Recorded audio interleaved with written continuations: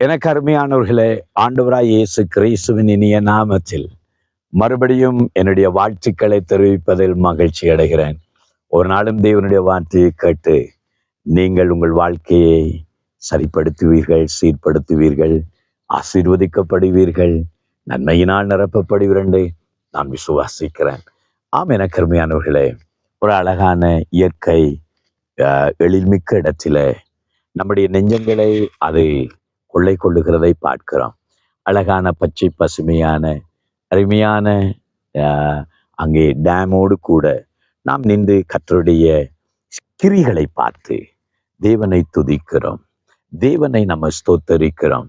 ஆண்டவருடைய வார்த்தை சொல்லுகிறது, அவர் ஆகாய மண்டலங்களை உண்டாக்கினவரை துதியுங்கள், சூரியனை படைத்தவரை துதியுங்கள், மரம் செடி விருட்சங்களை உண்டாக்கினவரை துதியுங்கள் என்று ஆண்டவருடைய வார்த்தையை பார்க்கிறோம். தேவனுடைய சிருஷ்டிப்பு எவ்வளவு அழகானவைகள்!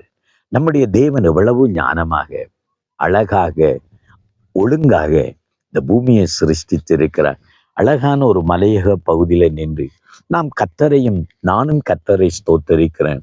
ஆகவேதான் இந்த நாட்கள் நமக்கு ஒரு வேத வார்த்தையை நாம் வாசிக்க விரும்புகிறேன்.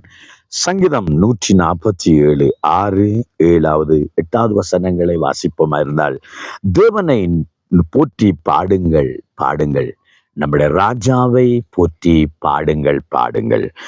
தேவன் பூமி அனைத்துக்கும் ராஜா, அவரை போற்றி பாடுங்கள்.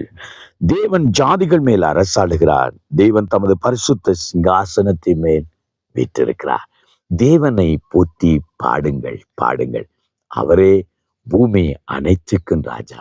நானும் நீங்களும் ஆராதிக்கிற ஆண்டவர் ஒரு கல்லுமல்ல மண்ணுமல்ல, ஒரு சிருஷ்டியை நாம் சேவிக்கவில்லை. இந்த அண்ட சராசரங்களை அழகாய் சிருஷ்டித்து நேர்த்தியாக ஞானமாக படைத்த தேவனை போற்றி பாடுங்கள். அவருடைய கரத்தின் கிரிகளை நினைத்து துதியுங்கள், அவருடைய மகத்துவத்தை நினைத்து துதியுங்கள், அவருடைய வல்லமையை நினைத்து கர்த்தரை துதியுங்கள். ஒவ்வொரு நாளும் ஆண்டவரை துதியுங்கள்.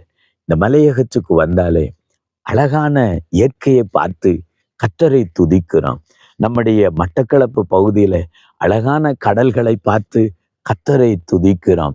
ஆம், தேவன் எவ்வளவு அழகாக இந்த பூமியை சிருஷ்டித்திருக்கிறார். அந்த அழகான தேவன் நம்மையும் அழகாகவே வைத்திருக்கிறார் இல்லையா? நம்மையும் தேவன் ஆசீர்வதித்து வருகிறார் இல்லையா? தேவன் இந்த உலகத்தை இவ்வளவு அழகாக ஞானமாக சிருஷ்டித்த தேவன் உங்களையும் உங்கள் குடும்பங்களையும் தேவன் அழகாக ஆசீர்வதித்து அவர் உங்களையும் மகிமைப்படுத்த வல்லவராயிருக்கிறார். எதை குறித்து நீங்கள் கவலைப்பட வேண்டாம், எதை குறித்தும் கலங்க வேண்டாம். என் வாழ்க்கை ஏன் இவ்வளவு அலங்கோலமாகிவிட்டது, என் வாழ்க்கை எதிர்காலம் ஏன் இவ்வளவு அலங்கோலமாகிவிட்டது, என் குடும்பம் ஏன் இவ்வளவு அலங்கோலமாகிவிட்டது என்று நீங்கள் நினைக்கலாம். இல்லை, இந்த பூமி இவ்வளவு அழகாக சிருஷ்டித்த தேவன் உங்களையும் உங்கள் குடும்பத்தையும் அழகாகவே ஆசீர்வதித்து நடத்துவார். உங்களுக்காக நான் ஜெபிக்கட்டுமா? ஜெபம் பண்ணுவோம். எங்களை நேசிக்கிறங்கள் அருமை தகப்பனே, இந்த பூமி அனைத்துக்கும் ராஜாவாய் இருக்கிற உம்மை போற்றி பாடுகிறோம் பாடுகிறோம், உம்மை ஸ்தோத்தரிக்கிறோம்.